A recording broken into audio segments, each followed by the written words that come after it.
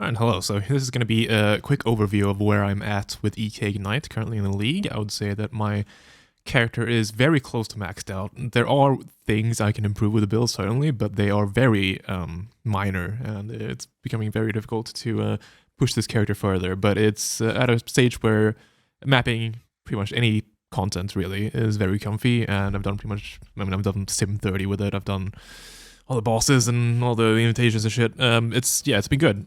So let's go over what I've done with it. I'm using very sort of stock EK Ignite. Like I've not done anything crazy with this, but you know, just for the people who want to know, I guess what my version of a maxed out EK Ignite looks like. This is sort of it. Again, some things I could improve certainly, but this is pretty close at least. So let's start with the passives. This is a very standard EK Ignite passive tree. Nothing too crazy. You go up here, you grab all the like keystone-wise, we're running, obviously, Elemental Overload's good, and then I'm running the MOM, Eldritch Battery, Wiki War setup, which, yeah, I don't actually like the setup. It's pretty good for, obviously, negating mana cost for stuff, but man, I kind of hate it. I did drop it for a bit when after I got my Mageblood. Not having a Mageblood lets you drop these very easily because you can get a mana cost reduction craft on one of your flasks as a suffix, and that gives you enough reduction to where you could theoretically drop these and just use your mana. But in order to do that, I had to run an inspiration, and I had to run inspiration for my auras as well in Divine Blessing, and I don't know. It was a lot of investment, and I think in the end, it's just better to run this, even though I kind of hate it.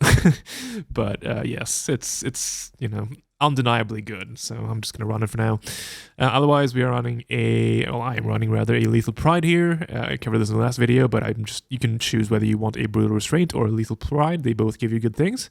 So this one gives me 30 Ignite speed on these nodes here, and it gives me burning damage on, I believe, this one. So it's quite good. It's just a nice damage thing, and it gives me some strength as well. I'm running 2 clusters. Both clusters are Sadist and Prismatic Heart.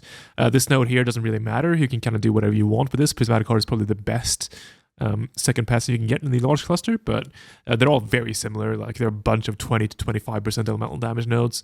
The only thing Prismatic Heart really does have, above those, except for the slightly increased elemental damage, is just that you get more res, which is comfy. But otherwise, you could get, like, I think that, honestly, these large passive clusters are like pretty cheap now, I think, last time I checked, so it shouldn't be a big deal. But if they are expensive, you can switch this one out for whatever you want, and that's gonna be fine. The big thing you want is the Sadist one, because the Sadist just gives you a lot of damage. It's 45% elemental damage node, which is a lot better than anything else the large passives can offer. For the medium passives, I'm running I believe 2 of the aura ones, or the herald ones rather, because we want Purposeful Harbinger, because we're running a lot of auras, and 2 heralds. So 2 of these gives you 32% increased aura effect, which is very efficient, very good. And otherwise, there are a bunch of secondary nodes you can get. I went for the one here, Agent of Destruction on this one, which is just more damage. And in here, we are running a Storm Shroud. I'll go over this in a bit. In this one, this is just the standard sort of clear one. So this gives you Fan the Flames, which is the Ignite Spread node. This is the most efficient way of getting this. I know you can get it on gloves for the glove implicit, but the problem with that is that the glove implicit, it takes the sort of fire damage over time multi, which is a very powerful stat, and it's a lot more powerful having 20 fire damage multi compared to having anything the medium fire damage or medium burning damage passive jewel would give you. So it's a lot more efficient to get it on the passive, on the cluster jewel. And then Brush with Death is really nice for sustain. It's one of the ways we stay healthy. Recovering 1% of life and ES on kill is just really good, and it gives you a bit of damage as well. I believe this cluster actually does cost a bit, so yeah, you can probably switch out. I don't know. I'd say both of these are actually quite nice to have. But you can maybe run 2 mediums and maybe split them up. So one of the mediums just has Fan Flames and the other one has Brush with Death. That might be cheaper. But yeah, so I think both of these nodes are really nice to have. So yeah, and then in the Jewel Salt we have a Watcher's Eye, and we can go over that in a bit as well. As for the other ones, this is just the other Herald cluster, I believe. Yeah, so identical to the other one, Purposeful Harbinger and Instruction. As for the small cluster I'm running here, this is sort of a thing I want to cut from the build. It's a bit clunky, but for now it does its job, and I'm fine with it. So it's one of these 35% increase effect reservation nodes that gives a bunch of decks. So this fixes my stats a bit, and it helps with my mana reservation. Right now I do need these to fit all my auras, but there are ways I can get around this with gear to where I wouldn't need this, and then I would free up to 2 passive points and a jewel slot, which would be often be nice.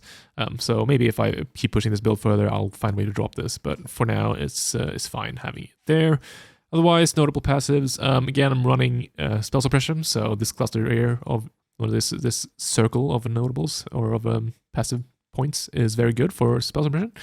Otherwise, sort of grabbing all the R stuff. Obviously, I've cut off this one. So this life node, which gives 5% R effect, so obviously good.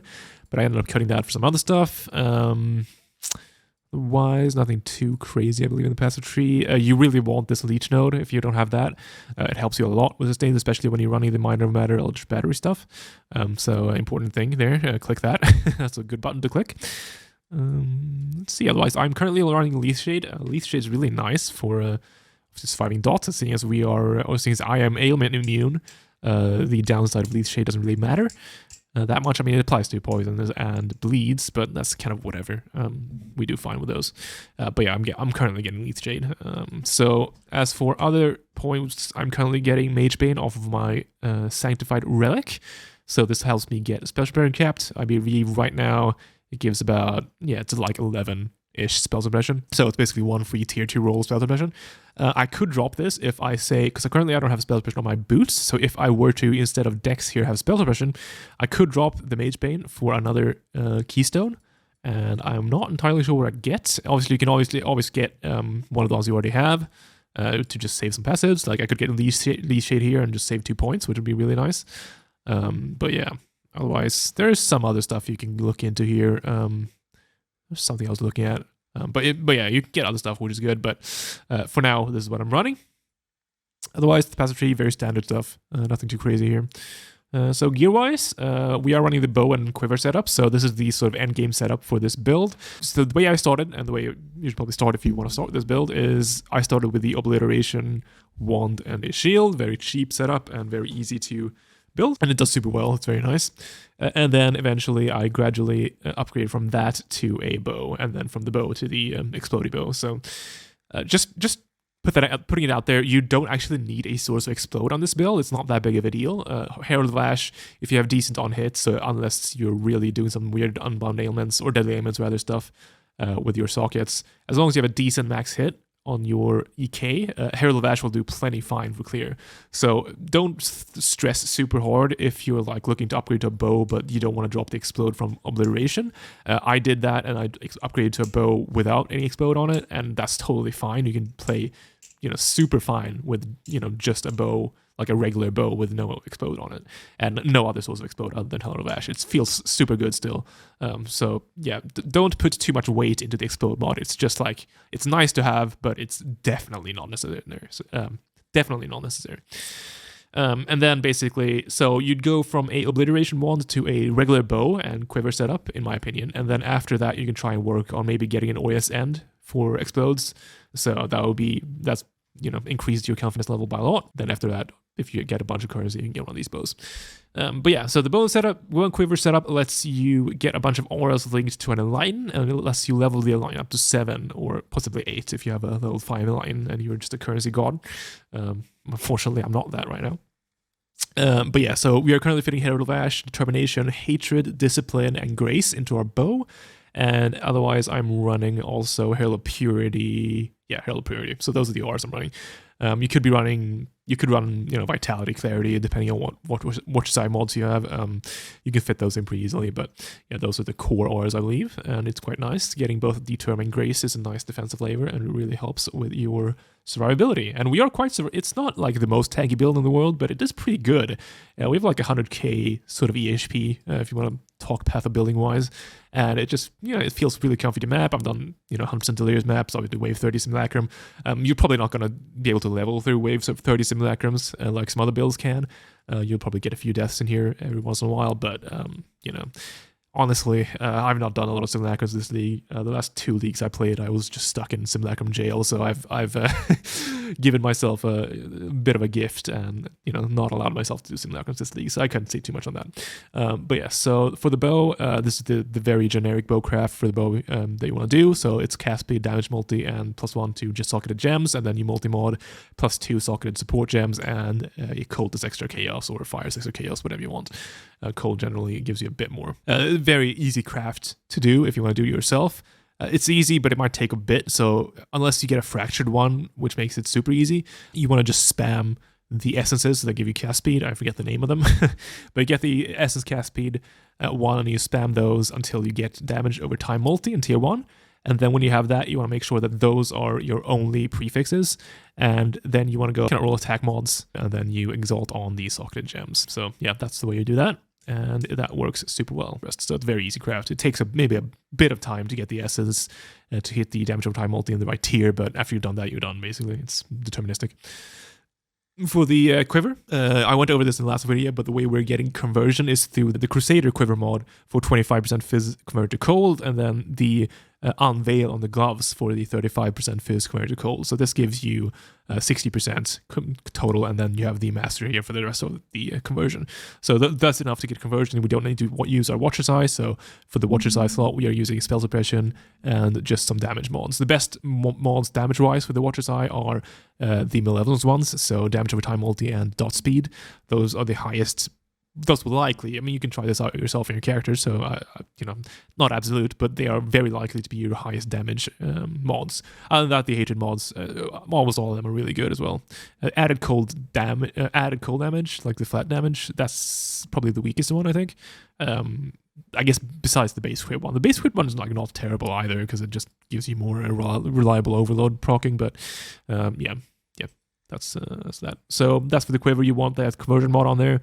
And other than that, Physics Extra Cold is a really nice damage mod, and then just, standard life and res and stat stuff on it. Obviously, the Unveil mod for increased elemental damage if you dealt a crit recently is nice. Probably the best Unveil mod you can get on this.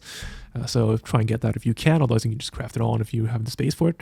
Otherwise, generally, the Quiver is a good spot to get some res and some stats, because we generally do need a lot of dex and strength with this build because of the auras. So you need to hit 155 both of dex and strength. You can see that I'm just on this cusp right now, so tight margins. So for the helmets, currently running a Blizzard Crown. Blizzard Crown is not really necessary. It's sort of a really late game sort of thing. You really don't need this. You can go with an Eldritch helmet quite easily if you do want to. But if you do want one of these, this is the classic big damage Blizzard Crown. You get the Ignite Speed, and the elevated nearby enemies have -2 fire res. And then I lucked out and hit spell suppression when I awakened and rolled those together, so that was nice. And then, I got the +2 to level socketed AoE gems on the Unveil for the suffixes, or the prefixes rather, sorry. And then I craft on life. So the +2 to socketed AoE gems is not that big of a deal.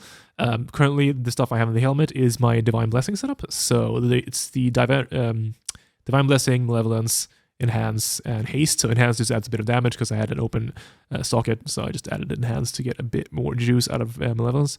But basically, you use Haste when you're mapping. It's if you've seen any EK Ignite stuff, that's it's very standard. Malevolence for bosses and Haste for mapping. Not necessary to run Haste. You can just run Malevolence always if you want more damage. Haste is just comfy. You get some move speed, you get some prod speed specifically. It's quite nice because your EKs reach further in a map the more projectile speed you have, so that's quite nice. But otherwise, yeah, you can just drop that if you want to save a socket or something like that, and just run Malevolence. It's totally fine. But yeah, so the +2 in the helmet is like a nice bonus, but it really only scales with Malevolence. The only realistic thing it scales is the level of the Malevolence gem, which is a very minor damage upgrade, so not that big of a deal. As for the ring slots, so Polaric Devastation is a given with this build. It gives you so much damage. Covering enemies in Ash free is massive, and it gives you some resist as well. I would never drop this ring for probably anything, I think. It's just super strong. So that's what we're using in the left slot. Also, I need to finish the catalyst on this thing. Embarrassing. In the right slot, I'm currently running Replica Amber Wake. This gives you a lot of damage, but also gimps your ignite durations a lot. It's a very powerful ring damage-wise. If you can fit it in without completely nuking your ignite duration, I would say it's probably worth it. But otherwise, you can just use a rare ring with a curse, like a Falmon build on hits, which is really nice. That way you can get a lot of res as well, and maybe some stats if you need strength or dex. So Ember Wake is like kind of whatever. It's just if you need the extra bit of damage and you can support it, it's a nice thing to have. But otherwise, rare rings are totally fine. Gloves, nothing too crazy here. Again, you can just use whatever kind of gloves. The important thing on gloves is the implicits, so you want pretty much these two exactly. So you definitely want fire exposure on hits. This is the best source of fire exposure you can get, so this is very important because we are running Elementalist, obviously, and Elementalist has the... No, what is it? Is it this? Exposure, inflict, yeah, so basically it giga juices our exposure, so getting some sort of exposure source is very important, and getting it on the gloves is just really easy and really free, so that's really nice. And then the, what is it, the Searing Exog mod is fire damage over time multiplier, which is a very powerful mod. It gives you a lot of damage, so you want to get that as high as possible. You don't actually need to make Searing Exog dominant on your gloves. Like scaling the -2 fire res on the exposure is not actually, it barely does anything actually. So yeah, don't worry about that and try and max out your fire damage over time multi on the gloves as far as you can, if that is something you want to do, because that'll give you more damage. As for the stats on the gloves themselves, it's kind of whatever. The important thing is is the conversion. You want some form of conversion on them. So if you're running my setup of just the quiver and the gloves for the conversion, you want specifically the unveiled conversion, so you don't want crafted, because the crafted only goes up to 25, whereas the unveiled one gives you 35, which is what lets you use this combo. But yeah, otherwise it doesn't really matter where you get on the gloves. Obviously you want suppression if you're going through suppression, otherwise it's just like, yeah, life and res and stuff. Damage wise, there's the Delve mod of Ignite Speed, which I have here fractured, so I think this is probably the sort of optimal stats you want on a pair of gloves. The ones I have here probably give you the most bang for your buck. But yeah, otherwise just go with life resists and yeah, fit in the other stats as you may see fit. For the boots, I went over these in the last video. Double influence boots give you a lot of damage. So yeah, Redeemer Hunter boots give you a ton of damage with the Ignite Speed and the increased effect of non-damaging elements, which scales your shock, because we are getting a shock from Shaper Storms, so everything we do shocks, so that's very good. And we also get physical cold from the again, Redeemer and some move speed and some dex. So yeah, very strong boots, but if you don't have a source of ailment immunity, I would say go for Eldritch boots, or maybe go for some other influence boosts and get ailment immunity that way. So the way we are getting ailment immunity right now, or rather than I am, is via Mageblood. So yes, I know, Mageblood gamer, but yeah, Mageblood this league gives you a lot of bonuses. It's better than it's been previously, because we can use the chance to avoid being shocked on the flask combined with Storm Shroud. So that's why I have this jewel here. So this makes the modifiers to chance to avoid being shocked apply to everything. So a single suffix with a chance to avoid being shocked with all the Mageblood flask effect gives you 100% chance to avoid being shocked, which alongside this jewel gives you full ailment avoidance. So that's the way I'm getting it. If you don't have Mageblood, you also can't do that as easily, but you can still get avoid being shocked on boots and on Eldritch implicits. So that's the way I would do it if I didn't have a Mageblood. That's the way I did it as well. Yeah, just get the shock avoidance on boots and then use Storm Shroud. Another way of doing it, actually, which I did for a while, is if you use the grand spectrums. So you have 3 grand spectrums and one of them is the ailment avoidance. What you can do is that'll give you, I forget, like 32 or something ailment avoidance, I think, from one of those. Then you can get influence or Eldritch boots, which roll on the boots themselves, the mod avoid ailments, and then also the Eldritch implicit for avoid ailments. If you max the implicit out, that is enough combined with the boot mod to give you full ailment avoidance with only the boot slot and the grand spectrum. So that is the way of getting avoidance as well. But yeah, obviously Mageblood makes it a lot easier and makes you able to just giga damage your boots. So neck wise, I'm using Ulm's Vow. I went over this in the last video. It's just quality of life.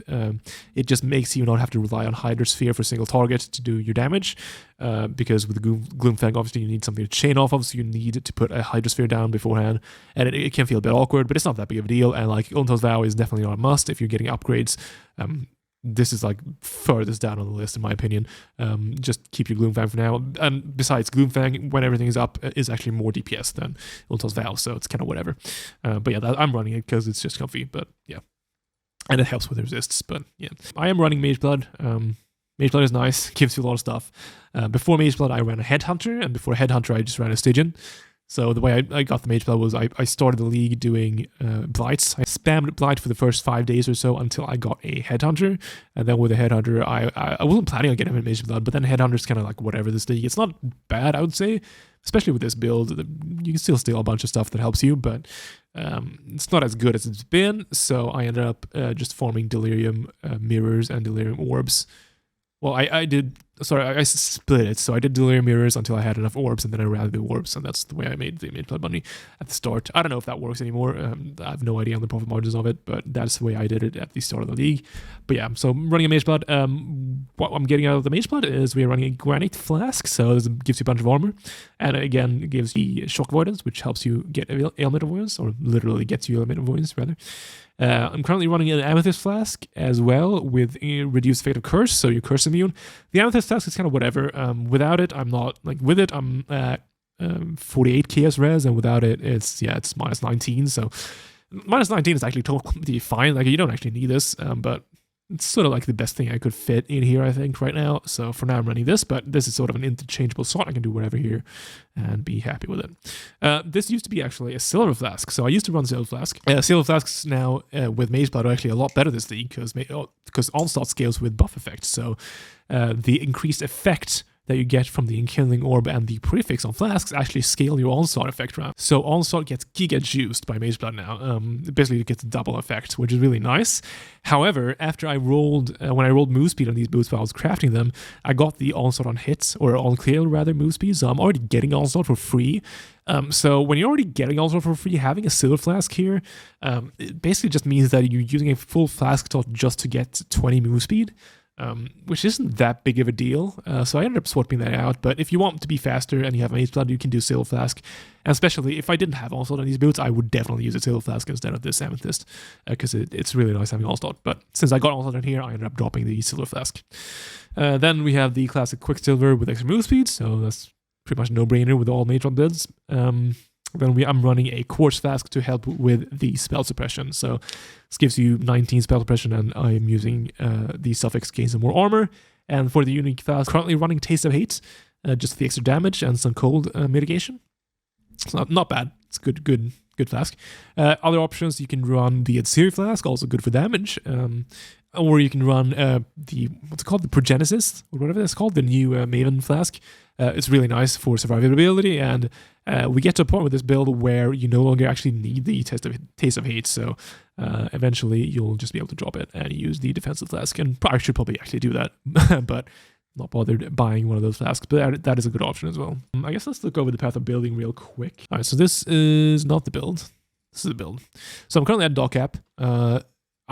I've done stuff to this build to where I've tried scaling just my pure ignite as much as possible. That was my goal initially. I just wanted to hit dock cap with the actual skill itself. I didn't want to rely on burning ground, anything like that. Usually what you see with this build is that they run a Hydrosphere setup, or an Arcanist Band setup rather, with Hydrosphere, Flame Surge, and Combustion. So you're getting Combustion from the Flame Surge, and Hydrosphere lets you chain. So obviously if you're running the Ornithal Neck, you don't need to chain, so you can drop that.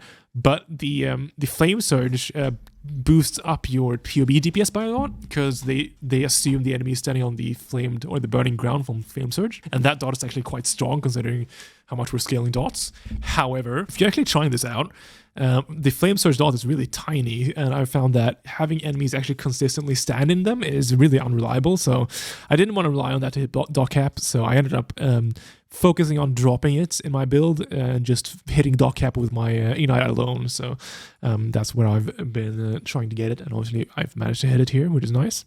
Otherwise, one thing with the sockets I didn't mention actually is that I'm working on the sockets a bit. You can see that in game here. I just don't have anything here in the boots. Yeah, well, I'm swapping things around, okay? We're not, it's not completely finished the build, but for now, yeah, we're not just running the, oh yeah, and I'm manually casting Elder Weakness as my curse. Gonna mention this in the last video, but it's just to free up the ring slot to let you use Emberwake, and also to make use of the Balance of Terror unique jewel, which is quite nice. Otherwise, you can see that the defense-wise, we have an effective hit pool of about 100k, decent max hit on everything, and it looks, I think, fine. Currently not actually using the Amethyst Flask on here, which is, yeah, I'm currently using the Silver Flask. Let's change that real quick, just to make this consistent with what I'm actually using in game. So there you go. So yeah, that's the actual build right now. So defensively, it's totally fine, totally playable. It doesn't die a lot. I leveled 200 just doing maps, deadly, like 40% deadly maps. Juiced to hell. I level 200 doing that, and it was totally comfy. But you can die, so you do have to be a bit careful. But assuming you have, a tiny bit of care in your play, you're totally fine. Otherwise, I'm not sure what else to go over in the POB. Really, my ignite duration right now is 1.5 seconds. which I would say you don't really want to go lower than this. It starts feeling real bad. Usually you want to actually stay above this, but I'm fine doing 1.5 seconds. It feels okay, but yeah, you don't really want to do that. As for the links for the main damage links for ethereal knives, oh yeah, for the, hold on, forgot about this. Sorry, I've not really planned this video, so it's kind of all over the place, but for the chest, running Skin of the Loyal. So the way you want to progress through the chest is you want to start with a regular Skin of the Loyal. Then when you get more currency, you can move over to a Skin of the Lords with one of the good keystones. Be very careful with Skin of the Lords, because you don't want a keystone that bricks your build. So like Avatar of Fire bricks your build, the totem keystones bricks your build. Like you can get like something like this, which doesn't do anything to you if you want to be really cheap. Well, that sounds a bit rude. If you want to just save money, you can just get one of the keystones that don't do anything, or you can get one of the keystones you're already using. So Mind Over Matter, Eldritch Battery, Leaf Shade is good as well if you're using that. Otherwise, Ghost Dance is really good too as a defensive node. Ghost Dance is really comfy. It does mean that you'll have to run Grace, so don't use Ghost Dance unless you're running Grace, yeah, because you won't have enough evasion to make use for it. But yeah, any of those nodes are good. And yeah, so when you have the Skin of the Lords, you can probably just roll that forever, and then eventually the super high-end option is something like this, which has +4 on it. So +2 level socket duration gems and projectile gems. EK has both of those tags, so it gives you +4 to that, and that alongside the Empower gives you even more. Actually, getting a +2 level of socketed projectile gems and then a +1 level of socketed gems is actually better than the +2. So if I were to want to upgrade, I could do that, but it's sort of it's minorly better and it's very expensive, so I didn't bother doing that. As for the socket colors, the ideal socket colors are 1 blue, 2 green, 3 red, but you can swap around a bit. You can go 3 red, 3 green. You can go, yeah, you can basically just play around in POB with your sockets, and you can find out. Like right now, I'm using some weird kind of scuffed shit. Well, not really. I'm running Cruelty basically, whereas the actual damage option would probably be to run Unbound Ailments instead of Cruelty, but Cruelty is doing well for me right now. The thing with Cruelty is you don't always have max Cruelty effects, so Cruelty is not always as good as it looks in POB, but you can easily monitor your Cruelty effect by the buff icon when you're actually playing, so it's pretty easy to check whether or not you're getting enough Cruelty to make it worthwhile, and you want it to be around 40. But yeah. Currently, this is what I'm running, so EK Empower, Unbound Ailments, Burning Damage, Cultifier, Cruelty, and then in the neck, Swift Affliction. So the core ones, I would say, are EK, Empower, Unbound Ailments, Burning Damage, Cultifier, and Swift Affliction. Those you pretty much always want. I would say, well, you can drop Burning Damage actually for some other stuff, but then you're able to start in Cruelty, you're able to start in Deadly Ailments, but be careful with that. Like I said in the last video, you don't want... low hit damage does have downsides, but you can swap that in and be fine. It does give you more damage. But yeah, so that's what I'm doing for the DPS setup in the EK link. Otherwise, nothing too crazy here. I don't believe I'm running cast some damage taking Molten Shell. You can do multiple things with this. You could have Molten Shell on your left click, but it is kind of left click Molten Shell isn't really that good. It's a lot less effective than cast one damage taking Molten Shell, so if possible, I would recommend using that. Otherwise, currently, so I'm using Vol Haste on left click. Vol Haste is really comfy. It's really good. I like it a lot. For the Vol scales, you could run Vol Discipline or something like that as well. But I tend to like just having one Vol scale because having multiples, they sort of eat into each other's, like they share souls, right? So they take longer to charge the more you have. So having just one gives you max uptime on that one skill. I mean, obviously you can have multiples and just use one. But it feels kind of like whatever. But yeah, Vol Haste, I like it a lot. It gives you just a bunch of comfort, and it's just nice for mapping. So, yeah. Let's see, is there anything I've missed? I don't really think so. But yeah, this is sort of where I'm at with the build right now. One nice part about this build, it's sort of nice. So the dock cap is, I don't like it. It seems like I don't know what's the reasoning behind it being what it is. I feel like it's just kind of a bug that enemies can only take a max of 35,791,000 damage from dots at one time. Feel like that's kind of weird. But what it does allow you to do is when you start hitting dock cap, it gives you you start being forced to spend points into defense because there's nothing else to upgrade, right? So it sort of forces you into having a more balanced build. So basically, the way I would upgrade this build further is I would just start stacking more defense and while still maintaining dock cap because there's still a lot more damage you can squeeze out of this. But obviously the dock cap hinders us unless you want to try and scale the hit damage of EK, which I guess you could do, but yeah, that'd be a bit weird. But yeah, basically just stick around the Ignite cap and then just start scaling your defenses. And there are cool ways of doing that. I've sort of been thinking about some different spicy ways of doing that, and you might see a video of that in the future if I want to take this build further. So yeah, that's one of the unintended upsides, I guess, with having a dog cap, because it forces you to make a more balanced build. But yeah, so that's where this build is at. I believe I've been enjoying it a lot. It's very comfortable for mapping, and a lot of herald explosions everywhere. It sort of flashbangs your screen whenever you hit a mob pack, which depending on your perspective might be a good or bad thing. But I was thinking fix that with with MTX or whatever. But yeah, so that's this build. Hopefully that some of you will get something out of this. And yeah, thanks for watching, and I'll be back for some more at some point.